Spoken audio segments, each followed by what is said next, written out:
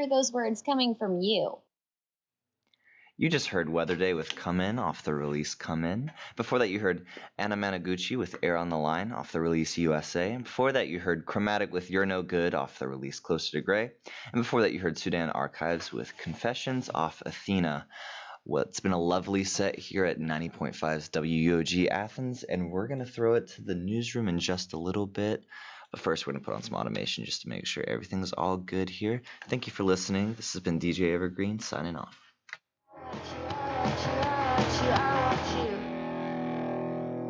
Hey, Athens, this is She, he, and you're listening to 90.5 WUOG. Rock!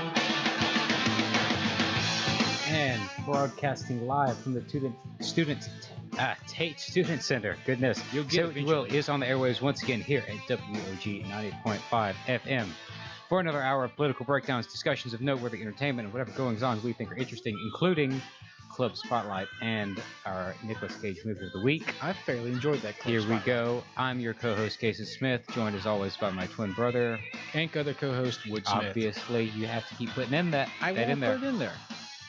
Tonight, we'll be covering Beto O'Rourke throwing in the towel, finally. Couldn't happen soon enough. Roger Stone's Godfather Easter egg, interesting tidbits on a new drug pricing model, Twitter's political ad ban, and a quick addendum to the Nicolas Cage movie from the week before, because we kind of ran out of time. So, let's get right down into it. First, the Nicolas Cage thing, because we really ran out of time and we couldn't properly review last week's movie. I don't even remember what we... It was Raising Arizona. I'm not sure if we even had time to rate it, but so quickly let's talk about it and then let's rate it. Okay, it was Raising Arizona, correct? Yes. And then it was a Coen Brothers film. I think it kind of they did the Big Lebowski. I kind of saw that same flavor throughout the film. That kind of surrealistic. Yeah, that's the term. Surrealistic comedy and acting and directorial style and story kind of like storytelling. I thought it was okay. It didn't really live up to the hype I've kind of built up around it. You know, Nicolas Cage, Coen Brothers. I figured it'd be pretty good hearing Nicolas Cage talk about how he prepped for that role. It was pretty cool seeing Nick Cage that young. He was very young compared to the other movies we've seen him in so far. I believe it was made in '87, so it was pretty early in his acting career. And he also had an accent throughout this one. It was not as strong as what he had in The Runner. I guess it was more like the accent he had. It was set in Arizona? Yeah, Arizona, obviously. Yeah. For some reason, that never occurred to me. I guess he had a southwestern, I'd call it, accent. So. Is that a thing? I don't know if that's a thing, but he did have an accent. Yeah. Like a country-esque accent, but not a southern accent. Correct. But it was cool. It had, what's his name, John Goodman in it as well. Yes. And that I was surprised at that, but it was pretty cool seeing those two interact on the screen. Yeah, that was pretty funny. Especially if you've seen it, you know what we're talking about when we talk about John Goodman in the station wagon. I believe it was a station wagon, and I believe it was. When they forget a certain something, I won't say what. Yeah. So as to not spoil it, but they forget Arizona. When they start freaking out, that was hilarious. I enjoyed the movie. Definitely wasn't the best, but it wasn't the worst at all. No, it was far above like the runner. What else do we have? Have we Yeah, so ranked it? let's actually rate this now. So our current standing of Nicolas Cage movies, we've got 9 of them. Is Mandy, Port of Call, New Orleans, Dog Eat Dog, 8 millimeter, Drive Angry, The Trust, Ghost Rider, Lord of War, and The Runner in last. So where do we rate Raising Arizona? Obviously, it's better than The Runner. I liked it better than Lord of War, I think. Let me think about that. I'm not Yeah, sure. I think I liked it better because with the John Goodman put it over the edge for me. Okay, yeah, I can see that because it did have some more zany elements to it than Lord of War. Hmm. Ghost Rider. Did it beat Ghost Rider?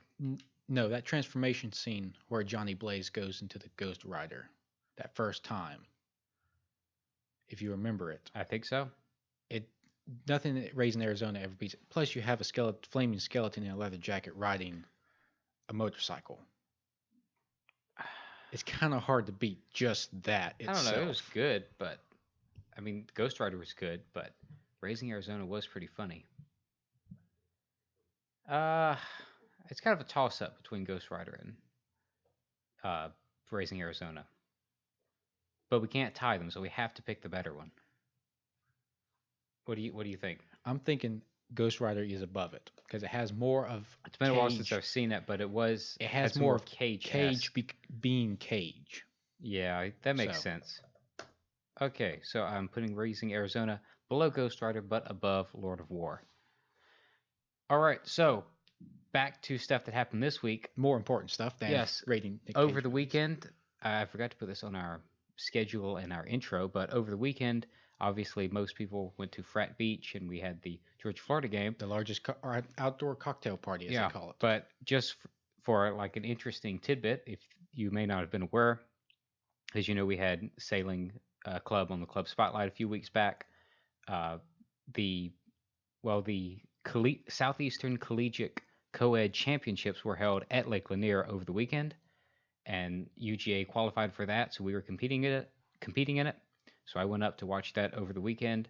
Quite fun. Unfortunately, we placed 11th out of 12 teams, but we did beat Georgia Tech. That, to me, That's is the a victory. That's the silver lining to the cloud. It means it was all worth it. You beat Georgia Tech. So that was quite interesting to experience, and I don't think many people are aware that there's, this competitive college sailing. But Apparently it's a thing. That's what the stuff like Club Spotlight hopes to remedy is. That's why get we that started exposure out there. Club Spotlight. Okay, so Better Work. He dropped out Friday, I think it was. Friday I believe afternoon. that's right. Yes, Friday. Frankly, I found that surprising. I thought he'd be in it the whole way because what else is he going to do? He seemed I thought he was going to ride this wave as long as he could, but I guess he figured at this point there was no hope of parlaying this into anything bigger or better. I guess, of course, that assumes he even had a chance to begin with, which I don't think. Well, he didn't, but this was a chance to, keep his media spotlight and possibly parlay it into some other position or some media consultant or contributor or something. I think he could have done that without running. He was. Well, that's beside the point. He thought he could do it this way, so I thought he would stay in it as long as possible. Perhaps. But he didn't.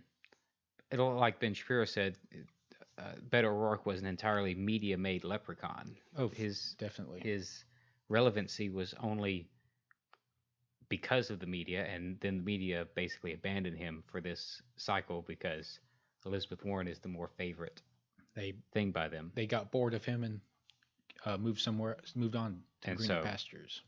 He tried the clickbaity type, yes, we're going to take your AR-15s and that kind of stuff, but it just wasn't enough to sustain him. People moved on to Elizabeth Warren, or people who weren't on his bandwagon to begin with go with people like Joe Biden. So his campaign was kind of dead in the water, I guess. Yeah. And like we said, the media was no longer with him. So they weren't against him. They just weren't. They weren't supporting writing him articles glowing about him. Yeah, constantly. they weren't feeding the leprechaun, so to speak. So he dropped out, and that leaves how many left? I don't know exactly. Still a boatload. Yeah, there's still quite a bit. Warren, Yang, Sanders, Harris, Buttigieg, Booker, Castro, Klobuchar still in as far as I know. Steyer. Let's see, Gabbard.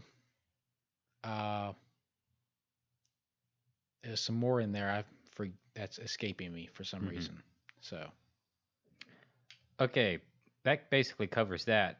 So moving on to Roger Stone's Godfather Easter egg. Wood, can you fill us in on that? Because that's an interesting statement. So, Roger Stone is moving towards a trial, eventually, based on his indictment. I believe they started it last year, if my memory serves.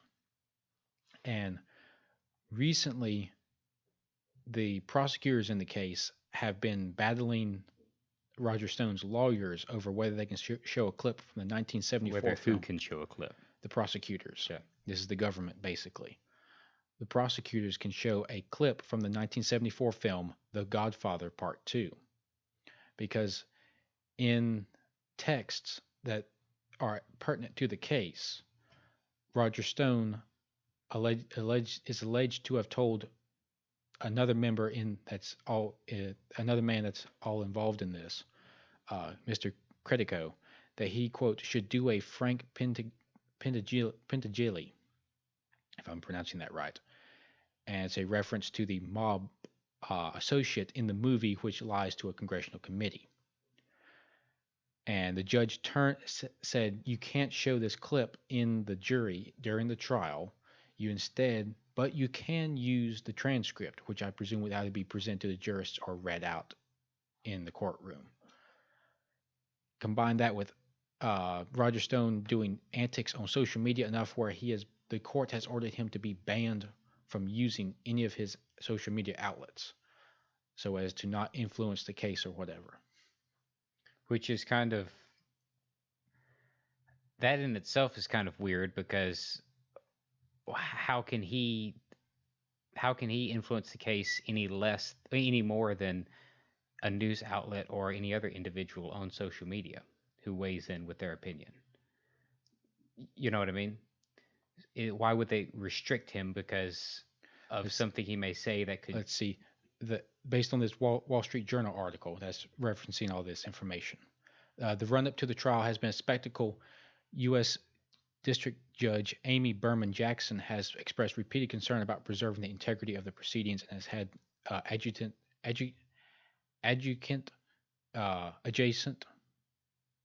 can't read the word for some reason. I believe it's adjacent issues, thank you, can't English, that rarely come up in court. It seems if, once again, I'm wrestling with behavior that has more to do with middle school than court of law, Judge Jackson said during one of the court hearings over Mr. Stone's use of social media. 2 weeks after pleading not guilty to all charges and being released on a $250,000 bond, Mr. Stone posted a picture of the judge with crosshairs next to her head, earning him a ban from discussing topics related to the trial on social media. After several other posts appearing to refer to Mr. Mueller's investigation, which caused the indictment of Roger Stone, the judge ordered a total ban of Mr. Stone's use of Instagram, Twitter, Facebook, and other social media. So, yeah, it's quickly going the way of a circus, and not really kangaroo court, but just spectacle. And it's interesting. There's like no more coverage on it on most of on basically all the major news networks. Although that seems to be the nature of cases like this. It's a big to do when the arrests are made and the charges are filed, but then they just stop keeping up with it. You know, as the trial progresses and through the different twists and turns that happen. This is I guess I'd call it a problem with the current media system of reporting is you announce a big development and then they'll follow up with little updates, but they don't broadcast it like they do the major first part of the story. So little developments that happen that changes the original narrative aren't really reported on, don't get covered totally. Right. And I'm seeing here the formal impeachment inquiry was actually voted on in the full House Thursday. Correct. And it was passed 232 to 196. Now, this is a impeachment inquiry. It's not an actual move to impeach. correct. Nancy Pelosi was very, very, very clear to reporters, to anyone involved, that this was a inquiry, not an actual impeachment vote. She wants that made to be very, very clear. Because it allows them to get the word impeach into people's minds without having to put anyone on record as having voted for impeachment. Correct. Like we talked about last week, they're wanting their cake and eating it too. Right. The inquiry passed on basically party lines. There are two Republicans from iffy, I guess you call it, in jeopardized seats that voted against it, along with all Republicans. The only kind of Republican-leaning person that voted for the motion was Justin Amash, who recently changed his registration from Republican to Independent. So basically, it's been party lines. And from what I was reading earlier, the Republicans want to try to keep this as much as they want to keep the issue as appearing partisan, which is turning quickly into, because Nancy Pelosi has really basically let Adam Schiff and other representatives run amok and not really done their fair job of making sure it does not look partisan. Right. Yeah, and there was that thing like we talked about last week with this is in regards to the Ukraine situation, but you had the Democrats having all these different people testifying behind the closed doors in this secret compartment. Correct. And then it seems like they were selectively leaking information out. At least that's what many of the House Republicans alleged. Right. Because of the way information was coming out. So the Republicans tried to storm it and stop it. Yeah, there's about 30 Republicans that stormed the place with cell phones in hands. Keep in mind that area is designated no cell phone usage. Right. So it would basically negate any proceedings that were going on in there. Mm-hmm. Disrupt and basically stop any proceedings that were going on. Right. One thing we forgot to cover, kind of switching back to the Democratic primary, one thing we forgot to cover is apparently Kamala Harris is switching up her strategy, kind of going an all for nothing in Iowa. I believe she shut down a bunch of New Hampshire offices. Not a bunch, all of them. So I'm be surprised if she has any presence in New Hampshire based on reportings I was seeing. She's going for try to get some wind in her sails in Iowa, because basically since I believe it was the first presidential primary debate, when she had that first boost after going after Biden, she hasn't really done anything spectacular and has kind of faded in the polls. I'm seeing here that apparently it says the campaign will continue to have a staff presence in New Hampshire, but the focus is and will continue to be on Iowa. Apparently, they're also pulling resources from Nevada. So I have not seen that, but it wouldn't surprise me. She's currently polling at 3%. Now apparently she is making dinner in Iowans' homes. Let me see the details of this. That seems a bit... Let's see. Harris, who is currently polling with 3% support in the Hawkeye state, is trying a different approach, focusing on intimate meetings and small-scale events rather than large gatherings. The Los Angeles Times reports that Harris is actively, quote, making dinner in supporters' homes and dropping it on small businesses in hopes that one-on-one encounters can help close the deal with caucus goers who will make or break her presidential aspirations. I don't really Strategy see that happening. Is not necessarily new for Harris, as she reportedly helped prepare Sunday suppers in people's homes as part of her Hawkeye State Blitz last month. I don't really see that working, particularly as dramatic as anything else could. This is interesting. I somehow missed this. The California lawmaker's small-scale efforts, such as assisting Iowans with their dinner preparations, follows her oops moment with a reporter catching her expressing her frustrations to a colleague and proclaiming, "I'm effing moving to Iowa in September." Harris confirmed that she is essentially campaigning out in Iowa in hopes of keeping her presidential bid alive during an interview with CBS News political correspondent Ed O'Keefe on Saturday. So she's basically going to bet it all, moving all the chips to Iowa. That's not a really smart move. No, especially seeing as how Iowa's not. It's not like a set in stone predictor for. No, I believe Rick Santorum won the Iowa caucuses in 2012. No, that's right. Ted they, Cruz, they I believe, thought Romney won, but it turned out Santorum won. Ted Cruz, I believe, if memory serves, won Iowa in 2016. Although to be fair, those are both in the Republican primary, so the dynamics aren't. They are different. Identical. Yes. I can't really think. But merely the fact that I was early doesn't mean it's an indicator. And nor is New Hampshire, in my opinion. Right. But both, they say they are, show where people are thinking or whatever. Not really. They're just earlier states. People in New Hampshire value things differently than people in Iowa. And those two places value things differently than people in the states on Super Tuesday, mainly the South. Mm-hmm. So, yeah. So, again, with Biden fading, and now apparently he's focusing on Super Tuesday so as to catch back up. Yes, he'll use Super Tuesday, which is mainly southern states, to stop whatever momentum Warren, Buttigieg, Sanders, Harris may have. Yeah, and there's also apparently talk that Buttigieg could have a surprise finish in Iowa, possibly win it. I haven't heard about winning it. I've heard he may finish third and basically pull a Marco Rubio and claim victory there. Mm-hmm. And it could be I haven't seen polling data, but I imagine he's much a more competitive candidate, in terms of policies and all in New Hampshire than Iowa. Yeah. So if he finishes third in Iowa, he could have a little bit of momentum going into New Hampshire and, try to get some momentum there.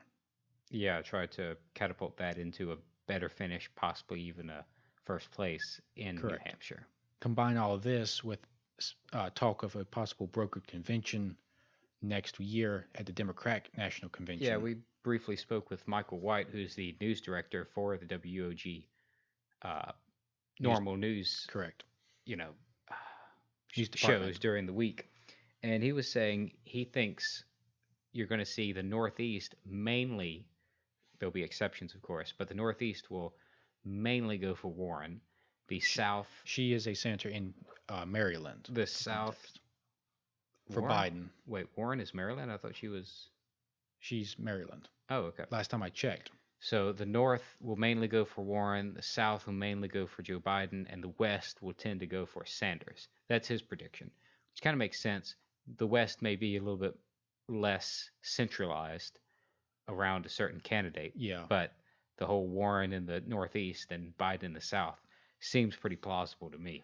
Yes, and I've seen articles talking about how Sanders has they see Sanders is having a floor in many states of 15%. 15% in a Democratic primary gets you delegates. Mm-hmm. So he's pulling away delegates. Warren will be pulling away delegates. Biden will be pulling away delegates. Buttigieg picking up delegates here and there. And it's possible no one actually gets enough to become the nominee. Right. And then if we go into a brokered convention, it'd be interesting to see how that plays out, especially since that the Clinton political machine will weigh in. Because even though it's definitely died down, it's by no means gone. Yes, there was some brief rumors that she was looking at running yet again. Which, just no. Well, no from our standpoint, but from her standpoint, what can she really lose?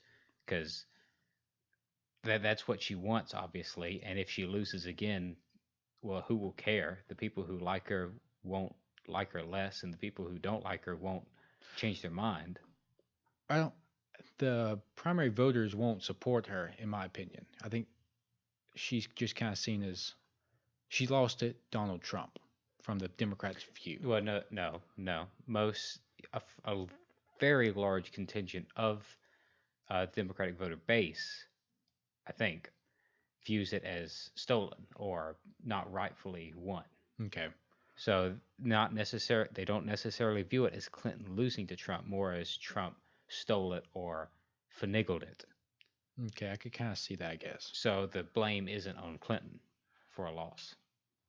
Yeah, I do. I still think that the base has soured on her as a nominee I mean, that's possible. based on what the shenanigans they were pulling in the 2016 election with the superdelegates and all that. Well, that's more of problems that Bernie's base would have, and they're going to dislike her, period. Right, but I think it kind of came over to her base somewhat, or the general base as a whole. No, I disagree with that. I don't think they really had a problem with it. I think it was more the Sanders people that had an issue. No, I would disagree with that. But they didn't. No one had seemed to voice their displeasure, though, especially in the general. You didn't see any kind of hostility. Did you see any hostility to Clinton in general? No, exactly. Except from the Sanders base. So I think they're the only ones who really cared about the superdelegate situation because they were the ones on the wrong end of it. Superdelegates have been very much stripped of their power since then. But they're still the influential way to do it. Yes. Like their core purpose, their core strength isn't gone, from what I understand. No, but many of their powers have been. What? Like what? It did not. The article I was reading did not say. But their main focus, which is they still the hold power, yes. Right. So you're still dealing with a very similar situation. So anyway, we're getting a little off topic.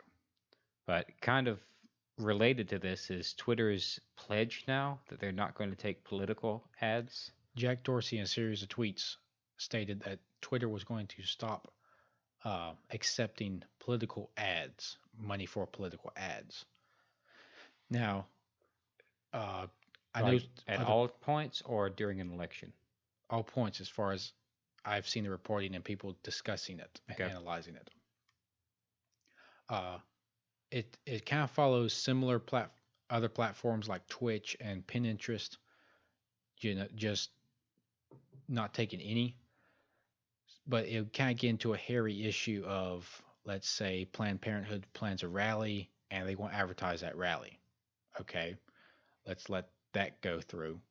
Now, let's say a pro-life organization, foundation, whatever, wants to organize a rally and they want to pay for advertisements for that rally.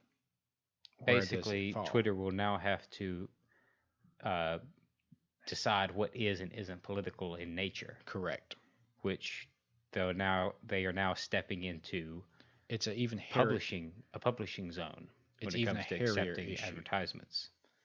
And so this just further pushes their needle, in my opinion, over towards a publisher instead of a platform. Because, again, they're being selective. They're making decisions on what is and isn't political. Because if they make the decision based on what they accept money from, they're, in essence, also saying that about what is posted on Twitter, about what is and isn't political. Correct. So it just moves that lever farther towards a publisher, in my opinion. I can kind of see that, but at the same time, they're still just a private company. It gets into the hairy issue of right. They're a private company, but they're being selective with what can be published and what can be accepted as advertising, and so they, in my view, they're more and more losing the ability to claim immunity from lawsuits based on their platform status because they're acting more and more as a publisher, a private publisher. It could be that, yes. I can see that because they have more control over certain aspects of what's seen on their platform. Right. And as this whole political ad debate moves on, you have Facebook, which has not only decided not to do anything about the calls for regulating or uh, starting to control what political ads are shown on their website, they've actually resisted that and fought back against it, saying it gets too far into the controlling of freedom of speech, and that they don't see it as their job to regulate that per se. So it'd be interesting to see which train of thought pays off in the long run. So Yeah, we'll just have to see. And I'm sure this will get very hairy once we get into the midst of the political campaign. yes, because Twitter not accepting political ads right here a year before the presidential election will get very interesting. Yeah, it's not a huge deal now, but then once everyone starts wanting to pay money for it, I believe you'll start different groups. I believe people are already working on ways to get around that. Yeah. So, and you had okay, this is off topic, but you had a brief thing about new drug pricing model. Could you touch on that before we go to break? Yeah, sure. So I was just reading the Wall Street Journal, which is a pretty good publication if those interested. And I ran across this article talking about a new drug pricing model. And it's called QALY, QALY. And it was developed back in the 60s. And they've deduced the way it works is one single QALY is designated as 1 year of life that you are perfectly healthy, and then they deduce how many QALYs a certain person with illness has. They deduce how many QALYs are added by a certain drug. They run it through the algorithm, and then they give a new price for that drug. Now, it doesn't really change drug pricing like pennies on the dollar in relation to what they are now, but they do take a drug that was going to be priced between $8,000 and $10,000 and bring it down to about $6,900. So a lot of insurance companies are already moving towards that system, and drug companies are starting to say they'll compare this model versus their other models, their current models. So it's pretty interesting, and when we'll see.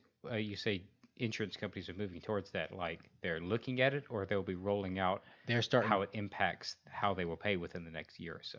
Insurance companies are starting to talk with drug companies and start to use this model as ways of paying for drugs. So this is like immediate future. They're already moving on this. It's incredible. It's seeing extreme usage. Who developed it?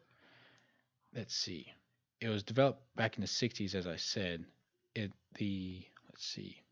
Pioneered by U.S. and Canadian economists in the 60s, has been used for years in slightly different form in many countries, including Canada and UK. There's a group, the Institute of Clinical and Economic Review, an outgrowth of Harvard Medical School with no political affiliation or official policy-making role, has latched onto the concept, and they're called ICER. So they are working with drug companies, insurance companies, and all that to use this new system. So it'll be interesting to see how drug prices are impacted through this new pricing system. Yeah, we'll see. Interesting how it just kind of came back. If it was invented in the 60s and just now using it. This small group started proposing using it, and it's not really clear on who exactly just decided we'll latch onto this. Mm-hmm. But I presume it was the insurance companies hoping to pay less, mm-hmm. and then the government got involved and all this stuff. Okay, well, we'll be keeping up with that and everything else. We're going to go to a music break. When we get back, we will have, as always, our Club Spotlight segment. So stay tuned for that. You're going to hear 3 songs during the break. First, they're all 3 by Pogo, as usual. The first one is People. which I can only describe as like the musical version of flipping through TV channels. It's unique, but I feel like it's worth the listen. Then it's Warcraft, which is a remixing of World of Warcraft. I believe it I'm sounds not really from familiar World with the of game, Warcraft. but it's a remixing of that. And then the last one will be Murmurs of Middle Earth, which is, as you guessed, a remixing of Lord of the Rings.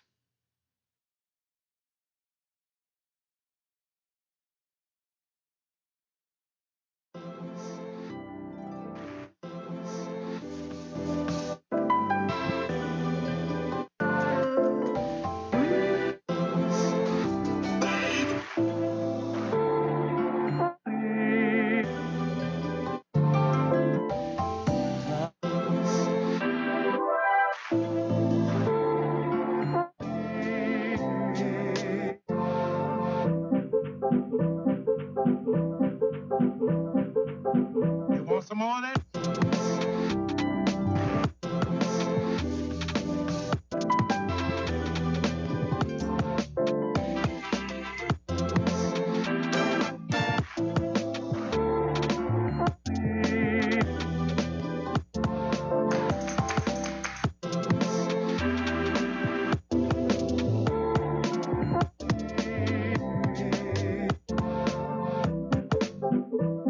Of course, this rhythm is greatly slowed down.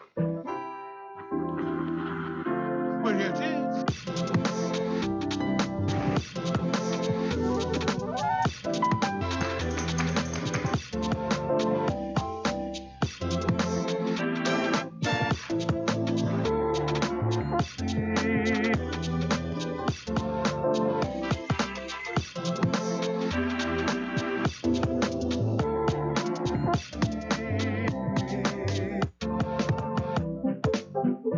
Fine thoughts of love and affection.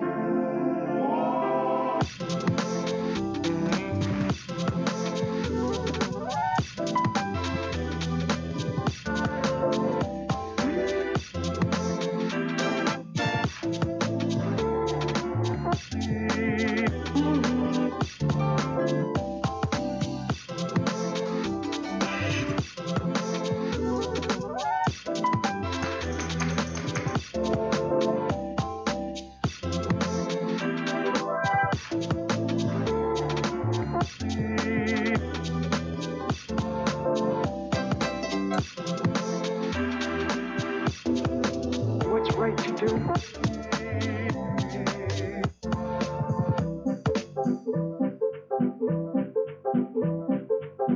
Now, what's that mean? Well, just this.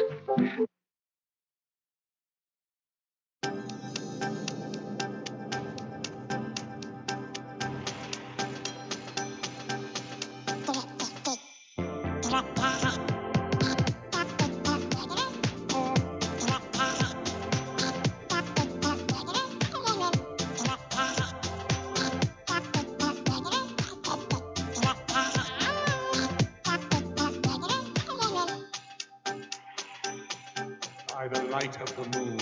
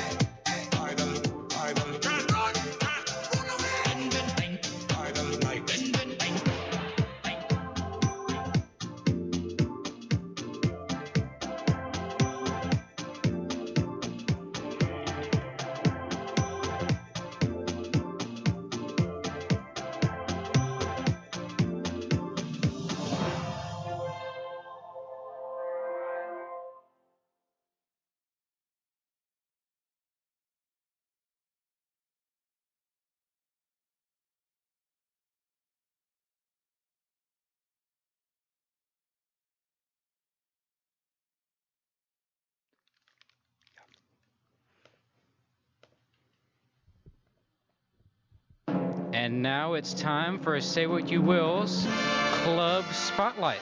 Do you want to learn new skills or trivia, explore new hobbies or locations, or maybe just meet like-minded people that also enjoy your favorite pastimes? Then Club Spotlight is for you. Each week, Say What You Will hosts representatives from homegrown UGA clubs, and you'll learn all the ins and outs of the organization, including how to join if your curiosity is piqued. If not, no worries, just tune in the next week to see what else is available. No matter your interests, there's sure to be something for everyone. Who knows, you might just discover the missing piece in your college experience. And so, without further ado, let's welcome this week's star of Club Spotlight, Archery, represented by its tournament and practice manager, Julia Bowl, and the treasurer/safety officer, Quinn Holliger.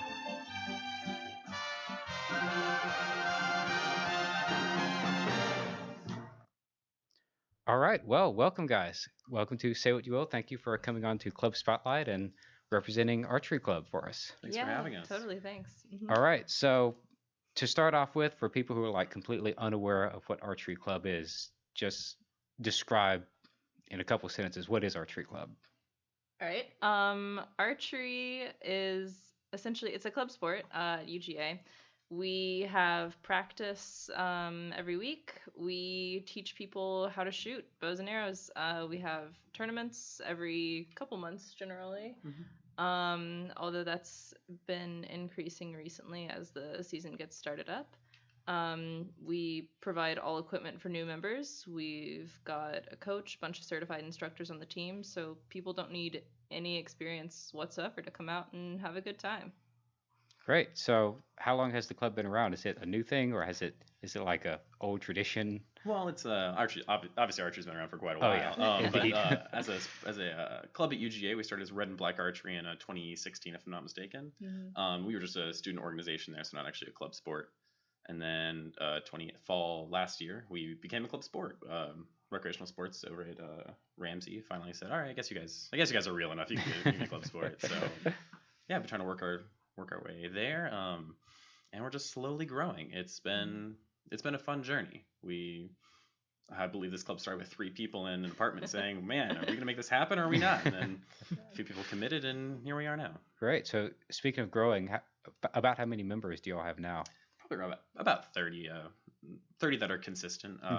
Maybe about 15 to 20 every week for practice, but 30 that are at least rotating in every now and then. Great. Yeah. So how often do y'all meet? Like you said weekly roughly? Like what does an average meeting look like? So we have 2 practices every week. One from 10 to 12:30 and one going from 10:30 to 12 and 12 to 1:30. They're held every Sunday at Athena Archery here in Athens. We've got an indoor and outdoor range, and yeah. So y'all are prepped for any kind of weather then. We are, yeah. It's really nice. We actually just started practicing there this semester. Before that, we were out on a cleared field in Whitehall Forest, where the ROTC also practiced digging up landmines.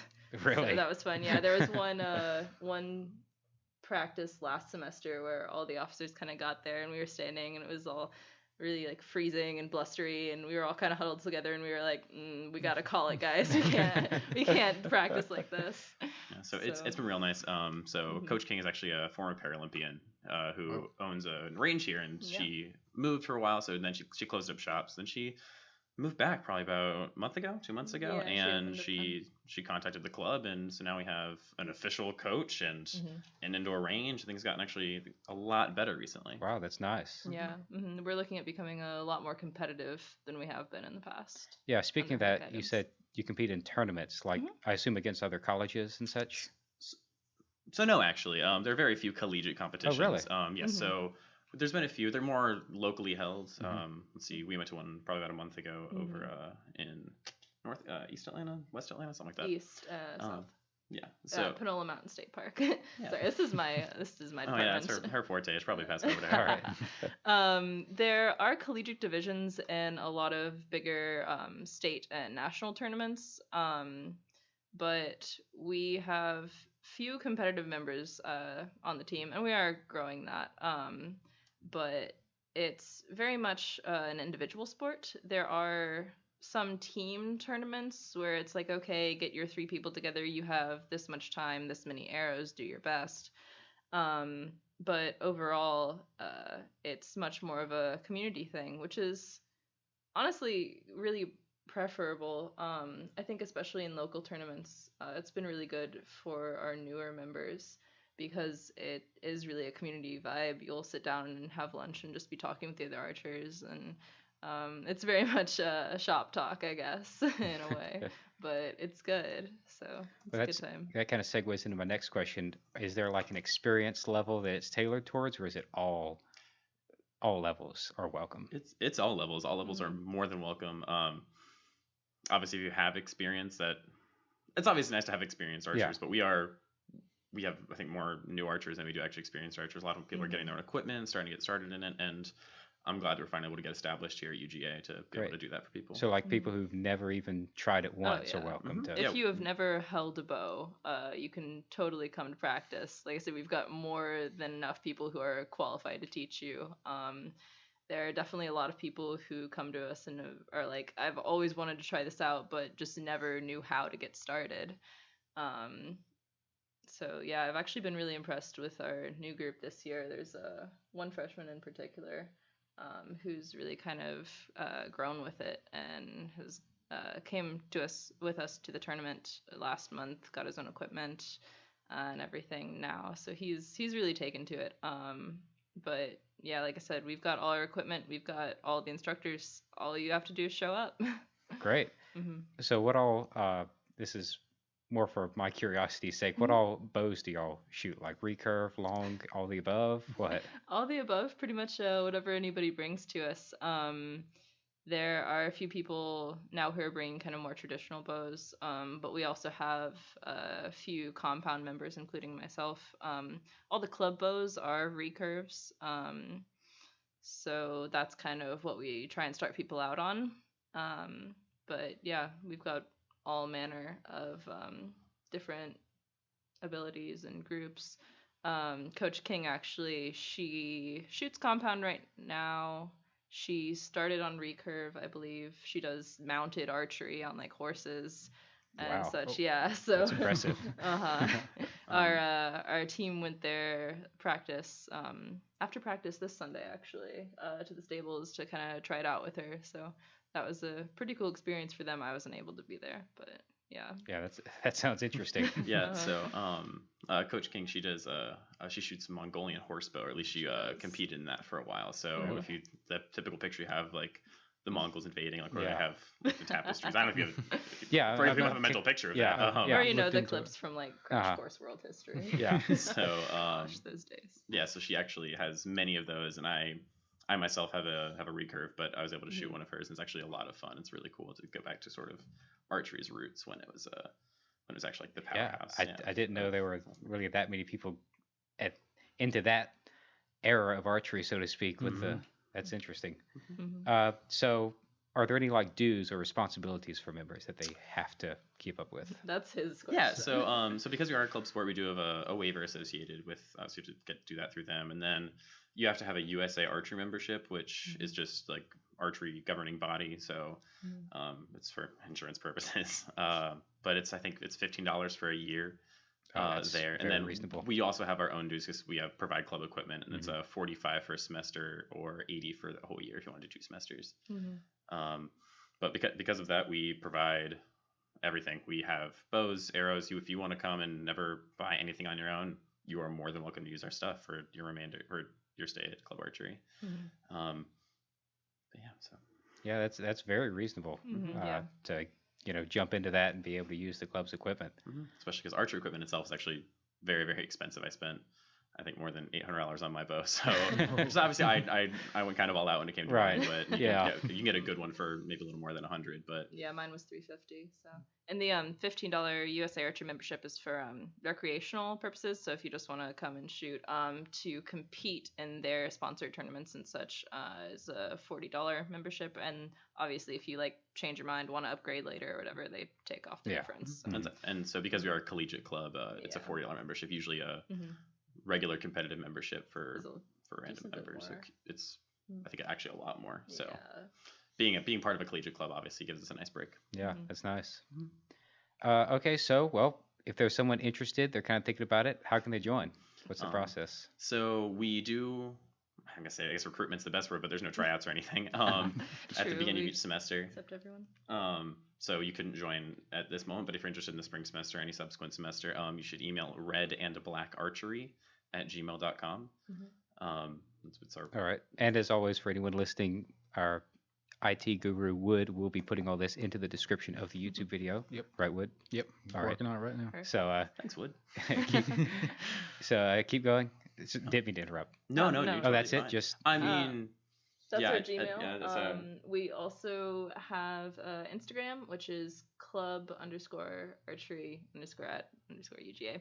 And we also have a Facebook group, which is just Club Archery at UGA. I think it's a Facebook page, but Facebook page. Yeah. Well, there's also a group for anyone on the team.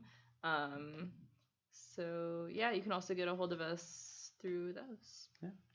Great. Well, final if there's someone who's kind of on the fence right now, if you just had a final comment final pitch for that person, what would you say? Just the parting words. Come try it out. At the beginning of spring semester, right before school really picks up, come try it out. Email us. We'll let you know where things are, when things are. We'll get you started. We'll happily teach you, happily show you the ropes, and have you it every week if you're interested. Mm-hmm. And you definitely don't have to commit or anything to come out and try it. We usually host a kind of interest practice at the beginning of each semester, just for people who want to maybe give it a couple hours worth of effort, and then decide from there if they want to really commit or not. And dues definitely aren't due at the beginning of every at the beginning of the semester. As the treasurer, I usually stretch that due date out pretty far into the semester just because I want people to be able to try it for as long as they want before they want to commit. But no, if you're any experience level, any style of archery, you are more than welcome to come try it out. Mm-hmm. Yeah, we're very chill, still very much growing, and really committed to kind of bringing people into the fold. So yeah, I don't know. It's always been a good time, I've found, unlike a lot of, I guess, other club sports, because we're still kind of getting into everything. I don't know. It's just a really close-knit group. We're really focused on just enjoying the sport. So yeah, well, it sounds like a good time, and you're more than welcome to come try it. Yeah, I may hold you to that. But thank you guys for coming on. It's been a blast having you. Thanks, yeah. All right, so we will go to a break. You think we have enough time to come back, Wood, or you want to close out the show? We'll try coming back. Just see what happens. All right, we'll take a shot. No guarantees. Up next is Pogo's remix of the classic Disney animation, Snow White, and then followed up by Holmes' Resonance, and we will be right back.